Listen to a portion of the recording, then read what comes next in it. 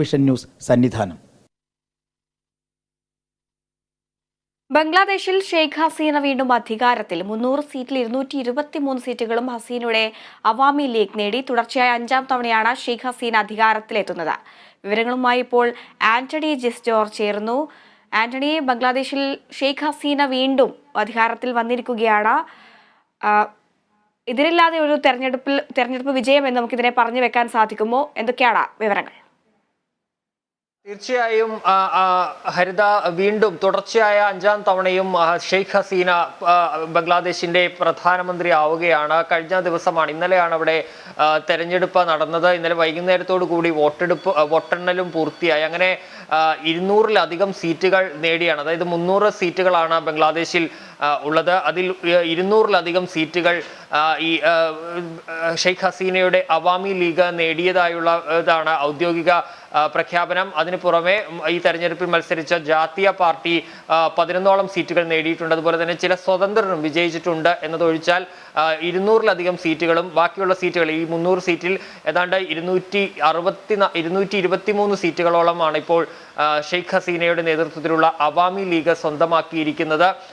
മറ്റൊന്നുള്ളത്, ഈ തെരഞ്ഞെടുപ്പ് നേരത്തെ തന്നെ ബംഗ്ലാദേശ് നാഷണൽ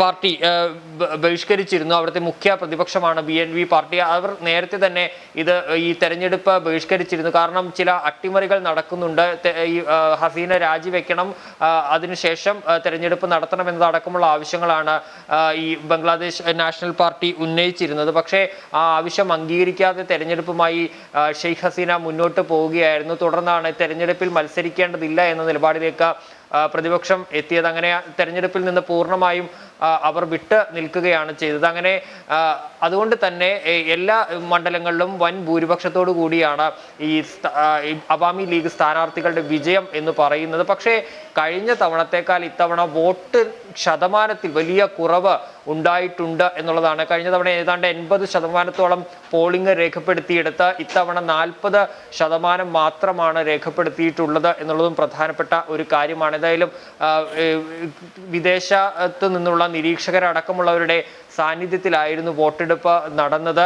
അവർ ഈ വോട്ടെടുപ്പിന്റെ കാര്യങ്ങളടക്കം വിലയിരുത്തുന്നുണ്ടായിരുന്നു. പക്ഷേ പ്രതിപക്ഷം അടക്കം നേരത്തെ മുതൽ തന്നെ ഉന്നയിച്ചിരുന്നത് ഇക്കാര്യത്തിൽ ക്രമക്കേട് നടക്കും, ഈ വിദേശ പ്രതിനിധികൾ ഉണ്ടെങ്കിൽ പോലും അതിൽ ക്രമക്കേട് നടക്കുമെന്നുള്ളൊരു ആരോപണമൊക്കെ ഉയർന്നിരുന്നു. ഏതായാലും വീണ്ടും ഷെയ്ഖ് ഹസീന അധികാരത്തിലേക്ക് വരികയാണ്. തുടർച്ചയായ അവർ അധികാരത്തിലേക്ക് എത്തിയിരിക്കുന്നു. 200-ലധികം സീറ്റുകൾ നേടിയാണ് ഹസീനയുടെ നേതൃത്വത്തിലുള്ള അവാമി ലീഗ് വീണ്ടും ബംഗ്ലാദേശ് ഭരണത്തിലേക്ക് എത്തുന്നത്.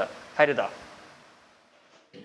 ശരി, ബംഗ്ലാദേശിൽ ഷെയ്ഖ് ഹസീന വീണ്ടും അധികാരത്തിലെത്തിയിരിക്കുകയാണ്. 300-ൽ 200-ലധികം സീറ്റുകളും ഹസീനയുടെ അവാമി ലീഗ് നേടി എന്നാണ് അറിയാൻ സാധിക്കുന്നത്. വിവരങ്ങൾ നൽകിയത് ആന്റണി.